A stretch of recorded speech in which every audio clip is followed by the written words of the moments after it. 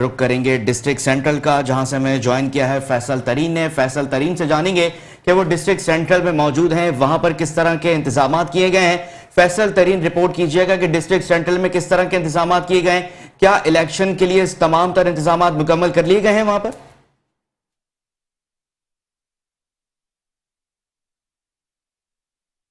हम जिला बस्ती में मौजूद है। आज बल्दियाती इंतखाबात का दूसरा मरहला है।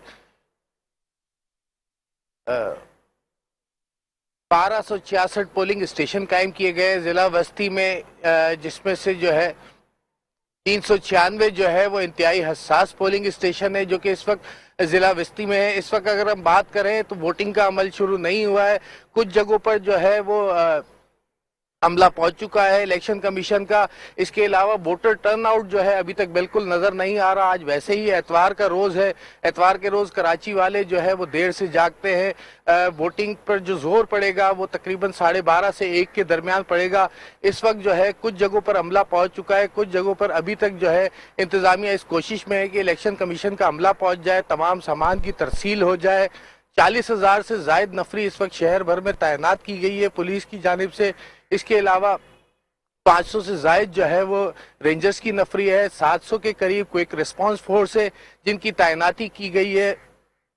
टोटल 4,990 के करीब जो है पोलिंग स्टेशन बनाए गए हैं कराची भर में, जिसमें 1,496 जो है वो इंतहाई हसास हैं।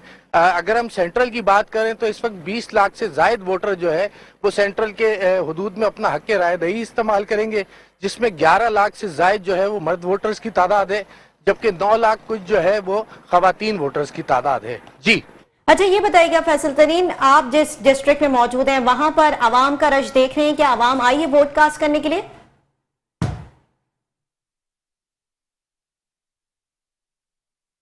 जो है वो 9 बजे से शुरू होना है, मगर इस वक्त जो है वो वोटर्स का टर्नआउट बिल्कुल भी नहीं है।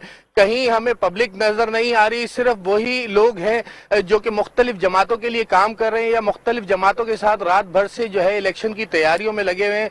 MKM की जानिब से जो है वो आखिरी वक्त में इलेक्शन का बायकाट कर दिया गया। इसके बाद अब देखना ये है कि वोटर्स का टर्नआउट क्या रहता है, क्योंकि तमाम रंग जो है वो कराची के इलेक्शन में MKM की जानिब से ही होता है। और रात में देर से जो है वो MKM ने बायकाट का ऐलान कर दिया इलेक्शन से। बाकी जमातें जो है वो इलेक्शन की तरफ जा रही हैं।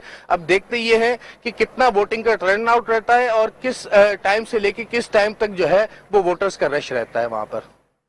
फैसल तरीन, ये भी बताइएगा कि आपके जो डिस्ट्रिक्ट है वहां पर 2 उम्मीदवार, बड़े पॉपुलर उम्मीदवार खड़े हो रहे हैं। PTI से हम अगर बात करें तो अशरफ जब्बार कुरैशी, और अगर हम जमात से बात करें तो हाफिज नईमुर रहमान। क्या ये दोनों अपनी सीट निकालने में कामयाब हो पाएंगे?